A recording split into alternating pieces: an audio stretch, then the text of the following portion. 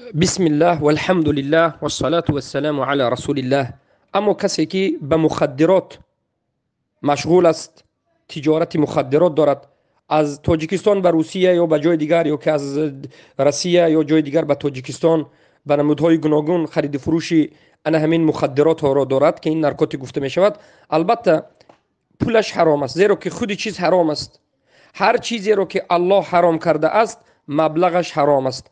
خیلی که حدیثی سه در این موضوع هست که پیامبر صلی الله علیه و سلم میگن کل حرام ثمنه حرام، هر یک چیزی حرام قیمتش هم حرام است، او کما قال النبی صلی الله علیه و سلم. به همین معنا حدیثی سه است و این به اجماع همه علما هست که خرید و فروش کردن چیزی حرام درست نیست. این به اجماع هست که خرید و فروش کردن چیزی حرام درست نیست.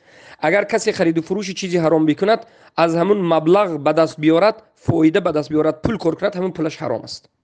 به فرزندهاش بدهد، فرزندهاش لقمه حرام خورده است.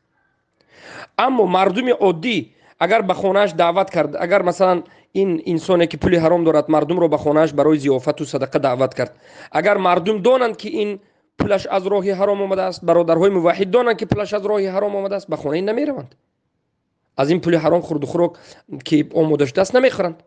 شما که برادرها میدونید نروید، بگید این پول تو حرام است نمیروم. اما اگر نداند، یک آدم پولش حرام است اما بعضی برادرها نمیدونند، یک آدم پولش حرام است بعضی انسانها نمیدونند، او آدم خودش مسلمان میگه لیکن پولش حرام است، از پول حرام کار میکند. شما ندانسته رفته خورید، در این حالت گناهکار نمیشوید. امامی که شما را گفته است که مطلقاً ما میریم از این مخدرات بیزنس هم میخوریم، برای ما حلال است، غلط کرده است.